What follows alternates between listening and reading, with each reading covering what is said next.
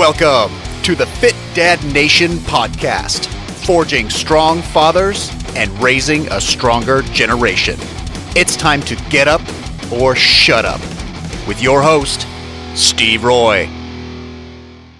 Hey there, guys. Steve Roy here, host of the Fit Dad Nation podcast. Welcome to the show. Thanks for tuning in. I do appreciate it. If you're a dad listening to this and you do not have a band of brothers, a tribe, a group of other guys going through the same shit you're going through, I would strongly recommend that you find one. Plenty of dad groups online, just tons of opportunities for you. So I just want to be sure that if you're listening to this and you're struggling with some aspect of your fitness, your health, you get some help, and it doesn't necessarily mean going out and hiring a trainer, although that's certainly an option, but it means not trying to do this by yourself, because honestly, you have to look at the reality of the situation, which is you probably have been trying to do this for a long time by yourself. It's not working. So find a group of guys that are trying to do the same things you are and join them. We have two groups. One is a free private Facebook group called the Fit Dad Base Camp. Our second is our private membership community called the Fit Dad Nation Inner Circle, where we do all kinds of good stuff, helping dads on a daily basis, accountability, individual coaching, and monthly challenges, among other things. Great place for dads if you're serious about making some changes. And you can find out more about that at fitdadnation.com/inner circle. So today I want to do something a little bit different, and I do think it'll help you. Every now and then I'll get a really nice private message from a dad that I don't know. And I wanted to share a conversation I had recently. So I had someone join the base camp, the Fit Dad Base Camp, which is our free group, I don't know, a few weeks ago, a month ago. And I sent him a quick message just welcoming to the group and asked him if I can help him in any way. And so what I want to do today is I want to share the conversation that we had, because there's a lot really important points in here. And I'm obviously not going to share his name, but I've seen this type of conversation, the direction it's gone in, his certain struggles. I've seen it so many times. It's extremely, extremely common. And it's frustrating because, I lived like that for a long time, and it really takes some change to get out of it. And I think that as I go through this, you'll be able to resonate with, one or more parts of this, maybe even all of it. And it just really hit home for me, his story, kind of where he's at, how stuck he is. So I want to go through this a little bit at a time and just kind of share my thoughts on what he's going through and some of the things that I've done to get through it myself. So I reached out to him, and he basically said, thanks for saying hello. I've always ended up putting myself last, and I'm trying to change my mentality and learn to be okay with putting myself first. I feel so guilty, and it's definitely a work in progress. So right there, that's the huge one, right? We talk about this quite a bit in the groups. If you're not putting yourself first, you're doing your family a disservice. Now, I've been beating this same point down for years, and I still come up against opposition saying, well, I put my family first, and my argument would be, if you're not taking care of your health, your fitness, your mental health, your physical health, you can't operate at your highest level. You just can't. So when you're not operating on your A game, right, you're on your B game, your C game. Some of you are at your D game, and I was there for a long time in my F game. You can't do it because you're not taking care of yourself. You feel like shit all the time. Confidence is shot. You're kind of in a rut. You're just going through the motions of life. So when you put yourself first, that doesn't mean say fuck you to your family. It means start taking care of yourself as the priority, because once you do, everything else will fall into line, and I promise you'll be a better father, a better husband, and all of that. Extremely important. So right there, right, his very first sentence was, he puts himself last. And that's extremely common, guys. If you're listening to this, there's maybe a good chance that you've been there or you are there right now, and I can tell you, I promise, it's not selfish at all. Again, I'm not telling you to neglect your family, go off to the gym for 3 hours after work every day and leave your wife with the kids at home. Of course not. But you have to make your mental and physical health a priority. Every day, do something that makes you just a little bit better, and I promise that everything in your life will improve. When I made that shift years ago, after my divorce, after I fell apart, and I came back, I recommitted to myself, absolutely, and my relationship with my two girls changed significantly. And ever since then, and it's been, I guess, almost 10 years now I've been divorced, my relationship with my daughters is the best it's ever been. And I honestly attribute that to a couple things, but one is the fact that I really committed to staying healthy, being healthy, and living my best life, which allowed me to be far more engaged with them. And it's just been able to, it's been a wonderful thing for me, because if I was going to stay on the path I was on, it was going to be a disaster. I was eating like shit all the time. I was drinking tons of soda and energy drinks, and I wasn't really exercising much, and I felt pretty lousy all the time. And then when I had my girls, and back then my custody schedule was different. It was I had them every weekend. I worked a 9 to 5 back then, and then I'd get them on the weekends. And guess what? I was fucking tired. I was too tired to do stuff with them. So I would end up, this is just, I hate even admitting this, but I would like take them to the mall. I would take them to like Burlington Coat Factory, and we just walk around. They were little, so they had fun with it, but that's not exactly a hands-on dad experience, right? Kind of sucks. And it was because I didn't have the energy to get creative and do some research and figure out, some really fun, engaging things, because I was too wiped out. And that's no way to live. That was not fair to them at all. And so when I ultimately made the change, that changed. And I really started focusing on experiences because I had the energy. I felt good. And like I said, I've never looked back. And now we're closer than ever. So guys, please keep that in mind. It's not selfish at all to put yourself first. He says, to be totally honest, the only exercise I'm getting right now is my factory job. I'm on my feet about 8 hours at a fairly fast-paced assembly job. It's more of a cardio thing for me because I don't typically have a whole lot of downtime. Most cycle times between units is roughly 20 to 30 seconds, so I'm hopping almost all night.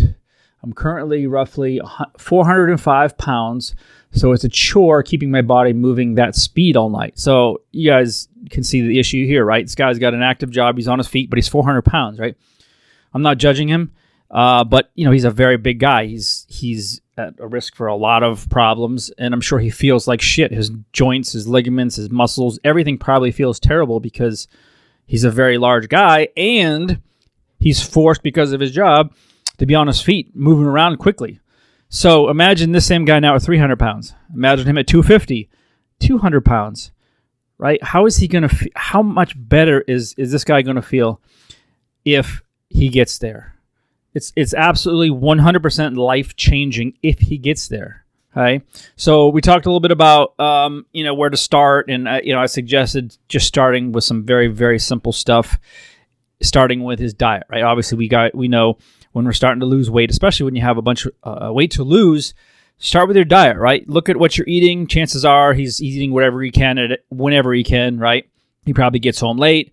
He eats whatever, maybe it's fast food, whatever it is, and yeah, it's not obviously conducive to losing weight. So I gave him a few suggestions on some things to do, tracking some calories, just some basic stuff. Just clean it up a little bit and just start losing some weight. So he says, okay, yes, I've been buying some ground turkey and chicken instead of beef, trying to keep variety of vegetables, frozen and canned. As far as the fresh ones, I only typically buy bell peppers, onions, and garlic. Definitely trying to keep more eggs. I still indulge in the occasional Taco Bell, but if I'm seriously pressed for time, I will. Other than that, I'm pretty good about avoiding fast food. See, I mainly drink milk, Crystal Light at home, and I try to drink water as well. I'm a very social drinker. I don't go anywhere anymore. His actual friend list, he says, is basically non-existent, so he doesn't really drink much at all. So this just tells me he's pretty much following the typical American diet, right? Fast food once in a while when he can, which is for most of us, right? We're going to eat Taco Bell, McDonald's, Burger King, Wendy's, whatever. On occasion, we're going to be social drinkers. He doesn't have much of a social life, it sounds like. And when someone says, yes, I'm trying to eat better, I'm trying to buy a little more meat and vegetables, 99 out of 100 times that just means there's a few healthy foods in the refrigerator. Not a lot is happening there. And, again, this is better than nothing, absolutely. But when I ask someone, hey, how are you eating? And they say, everybody always says, oh, I eat pretty healthy. Always, 100% of the time, I ask somebody how they're eating when I get a new client. And they say, oh, I eat pretty healthy. And then I have them tell me what they're eating, and it's not healthy at all. It's just how we're wired for whatever reason. We feel like we have to defend our diets for whatever reason. But anyway, so this guy is basically eating the standard American diet, and it's not working, right? Because he's 405 pounds. So he's got to start making some changes. He says he was about 450 pounds, got down to 370 through very low-calorie eating. Obviously not sustainable for me, and I bounced back to 400 to 410 range, and I've been stuck there for months. So obviously we know, and I've talked about this in other shows, if you restrict your calories way down, especially like super low, and for this guy, so when he was at 450 pounds, you need a lot of calories just to maintain that, and you still need a ton of calories to lose weight at a normal pace, right? I'm not doing the math in front of me. I'm just guesstimating, but it's probably well over 4,000 calories a day he needs to lose body fat, and that's a lot of food. So he got down to 370, so he lost 80 pounds, but he was essentially starving himself, which number one is absolutely miserable. Number two, it's not necessary, and number three, it's not sustainable because you can't continue to.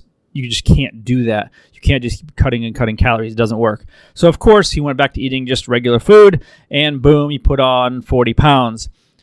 Story of millions and millions of people's lives, right? This is the diet industry that we see every day, right? Every single diet that you see out there that's popular, that's selling, uses one main principle, and that's calorie restriction. Oftentimes, even the most popular diets, they're significantly reducing your calorie intake. Why? Not because it's healthy, not because it's sustainable. It's because it produces results, which produce testimonials, which produce more sales. That's it. That is it. I don't care what you eat. If you eat nothing but onions, nothing but sweet potatoes, nothing but greens, nothing but smoothies, if you drop your calories from what your body needs, let's say 2,500 down to 1,000, yes, your body's going to starve off the weight and you're going to drop a bunch of weight, right? It's going to happen to everybody. But it's not the right way to do it. So this guy, was probably extremely frustrated. He's 450 pounds, right? Really tough place to be, right? I've never been overweight like that, and I never will be. Just I'm not built that way. So I can't truly understand what a man that weighs 450 pounds feels like inside and out.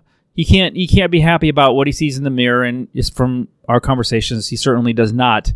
And that's a problem in itself. So now he's stuck over 400 pounds again. And, my job as a coach isn't to sell him a program, a diet, something, right? Could I do that? Probably. But why not extend a hand and give him a little bit of advice and steer him in the right direction, which is what I did. And I gave him some ideas on how to make some changes, where to start, how not to overdo it, not to worry about the scale weight so much. Just start doing the right things for your body, and it will reward you, okay? Add a little bit of training in there, a little bit of extra movement, okay? But really just focus right now on high-quality foods most of the time. You don't have to give up everything that you love, because that's not going to work. You're going to be miserable. You're going to be resentful. You probably will quit and go back to doing whatever he wants because he wants to have certain foods. And I do the same thing. I think everybody does. Okay. So I didn't hear from him for a while, a couple weeks, 3 weeks maybe. And he reached out to me the other day. And I'm going to read you what he wrote. And this really got me because I don't get a lot of emails or messages like this. Not enough anyway.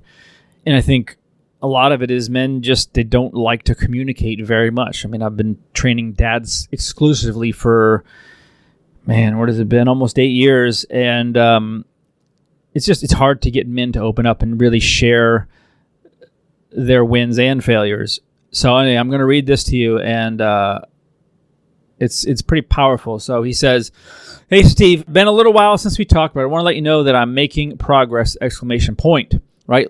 Been listening to your podcast, enjoy them a bunch. I've been cooking at home 100% now, and immediately portioning out lunches to take to work, so I have something prepared and have no excuses to buy the expensive food at work. I also take my own water, so I'm not tempted to buy energy drinks or sweet tea. I'm a second shifter and typically would eat every night before bed or stay up way too late, which ultimately leads to snacking. Now I come home and drink 2 large glasses of water, listen to music while I clean, go to bed on a much more consistent time, and I'm getting roughly 7 hours of sleep every night. I've lost 10 pounds in the last week. I'm waking up feeling more positive and energetic than I have in a long time. I'm not in the gym yet, but work has been kicking my ass, so I'm pretty active the whole 8 hours. I work on the assembly line where I stand all night and move around very frequently. I do want to get into the gym soon so I don't stall, because I know changing my diet only will go so far towards my ultimate goal of being the active dad who can actually play sports with my son, take him on hikes and other outings, and not being the sideline dad who just watches. I enjoy the Facebook group very much, and as I have really nobody to talk to about these things and would love to eventually join the inner circle, I'm making changes in that area and look to join soon. Thank you for all the hard work and making all the great content." So I had to read this a few times just to go through it, and what I get from this is a man here who obviously is in a very tough spot physically. But just reading this last block of text to you guys, right, his outlook is changing, right? He's on the path to changing his life. So this is, to me, is like as good as it gets as a coach, because he's not tied to a really rigid diet. He's not forced into the gym for an hour and a half a day, right? He's doing a couple things, right? He's cooking at home. He stopped eating out. Huge. He stopped staying up late and snacking. Huge. He's drinking more water. Okay, he's getting more sleep consistently. Massive, right? Yeah, he's lost 10 pounds in the last week or so, which is a great start, but I'm not really worried about that, because the things he's doing right now, as you just heard, they're going to work for him. He's going to continue losing weight, right? I feel more positive and energetic than I have in a long time when he wakes up. Think about that. Amazing, right? I mean, think about how many of us get up in the morning and we're like, ugh, another day. And you just kind of grind it out and you go through the motions. It sucks, right? Now this guy's getting up and he's actually excited, right? This one is what really gets me is my ultimate goal of being an active dad who can play sports with my son, take him on hikes and other outings, and not be the sideline dad who just watches. Guys, that right there is it. I mean, think about it. I mean, just let that sink in. That is incredibly, incredibly important. Our kids need us to be engaged, and we need it. We don't want to be the sideline dad that can't do those things because we're too fat, we're too out of shape, we're too soft, we're too weak. That is not the right thing to do for our kids. Obviously, it's not helping us, but it's not serving our kids. We have to think of the kids. Our children need us to be our best. Absolutely. His son is going to remember him going out on hikes, him playing sports, playing catch, playing whatever, going fishing, doing stuff, active stuff. He's going to remember that, just like my kids remember that stuff.